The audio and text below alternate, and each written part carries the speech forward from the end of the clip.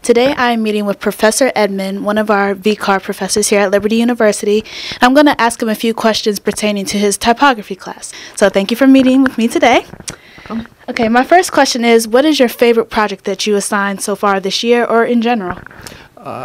Probably the billboard that we do, because that gives students a chance to see how their type looks in real life situation where they have to actually view it from a moving car.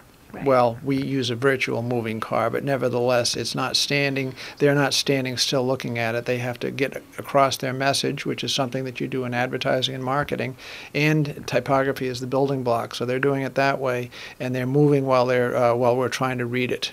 Right. Okay, so if I was a student wanting to come to Liberty University and take your class, what would I learn from it? What would I get out of it? Well, as I mentioned, typography is the building blocks for everything that you do in communication.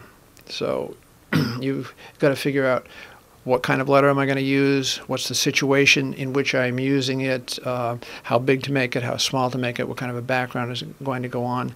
So it's marketing, it's video, it's advertising, it's graphic design, it's all of these things, because if you don't get your message across, then there's no sense doing anything.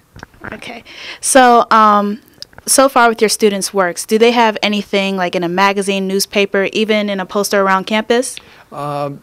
University uses several of our students to do their graphic design, and we've had our students go on to work in advertising agencies. The furthest ones are in Washington State and in South America.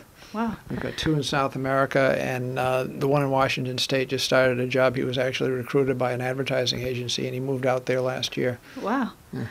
Okay, so those are my questions for Professor Edman about typography. Again, this is Amherst Johnson with Media Hope. Thank you and goodbye.